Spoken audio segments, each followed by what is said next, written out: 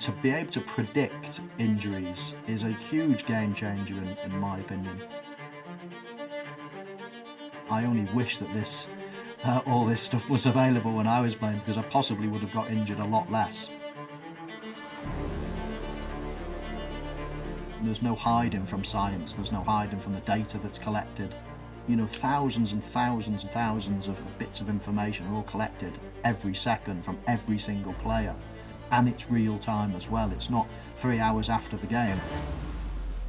It's going to be fascinating to see how it progresses in the future, but it's obviously great to be at the forefront of that with Barin Sports. Well, when I first met everybody at Barin Sports, I was very excited by, things that have probably been part of my life in the past and continue to be part of my life, and that's, sports science, monitoring different athletes and how they work and how they get injured and how to prevent injuries and things like this. And I think during my career, I was injured in some parts of my career, so always was questioning, why did I get injured? How am I going to get back from injury? What is the process? How do I get back faster? How do I prevent it in the future? How do we stop maybe something before it happens in the future? And all these questions I used to ask, and ask myself and ask the physios and the medical department and the sports scientists.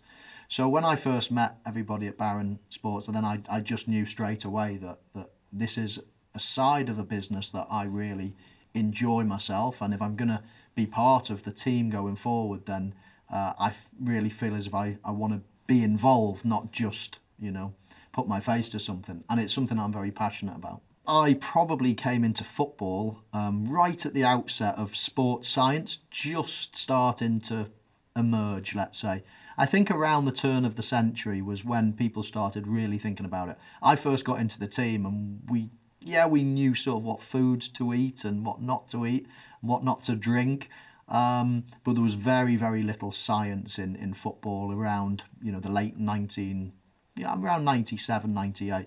By the time the turn of the century, I think lots of people were starting to understand that science is a huge help, not just to the performance, but to prevention of injuries, predicting the future. All the data and the science that goes behind it assists the manager in making decisions.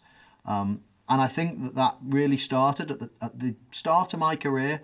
By the end of my career, there was more sports scientists on the staff of a football club than there were any other person, really. It had really, really ramped up, and now it's huge. It's absolutely huge. I don't think a football club or a sporting team, or a sports person for that matter, can really get to the top of their field without an element of data, of sports science. So it's come it's come so far in the last 20 years.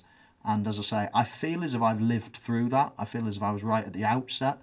And I'm still, even though I'm retired now, I'm still fascinated by the advances that it makes. Well, obviously my game was football, and playing and recovering is so important. Once you get fit, then a lot of the season is about recovering for the next game. We're not a sport that, like in the Olympics, that peaks on one occasion, that we're trying to build and build and build for that one moment. We have to stay at a certain level right the way through a long, long season. So it's very difficult to peak at absolutely 100% all the time. We're trying to have a base level of fitness. We're trying to prevent getting injured. We're trying to recover in the best way so we're fit and fresh to go again in the next game, which can be 3 days, 4 days later, repetitively throughout a season. So it's a very demanding game. And I think even more so in a game like that than sports science and the recovery and the preparation and the diet and all of these different things, the data, I think they're all even more relevant in a game that, the season lasts 10 months and sometimes longer now if you're an international player. The processes of yesteryear were all good, but not very precise. I think most people know how to get somebody fit. Most people know the right foods to eat. Most people know, what type of picture your blood should take and all these different things. But there is no there's no hiding from science. There's no hiding from the data that's collected and that's applied to training, to play, into recovery, into all these things. And of course, at Barin Sports, we manage all that. We collect all this data. We know from science that what's good and what's bad, and what can get you fit for a game and what can prevent you getting injured. I only wish that this all this stuff was available when I was playing, because I possibly would have got injured a lot less. And to be able to predict injuries is a huge game changer in my opinion. This in-time data that's getting fed to the coaches and sports scientists, and it can almost predict when there's an injury about to occur to somebody, is just it's incredibly useful. And it's something that, together with a coach's know-how on about tactics and things like that, to have that as a supplement to be able to train and play your players, then I think it's a huge game changer. Collecting all the data is a great thing to be able to do, but there's no point collecting data if you can't act upon the data that you're given.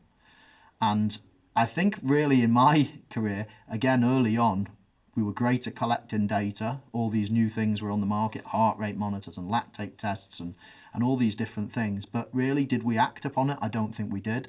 But now, with all this great data that we can collect, and then to have a system that can predict when people are going to get injured, can predict when people are starting to slow down, and maybe looking at the other team and seeing where they're vulnerable as well, and where you can maybe hurt them is a fascinating new development.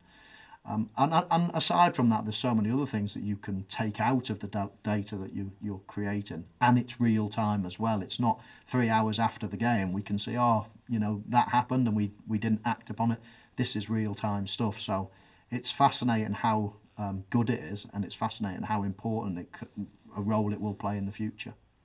Data has been collected for many, many years. I think we're now making huge advances in how do we interpret that data, and how can we make good decisions and science-based decisions, and how can we do it in real time.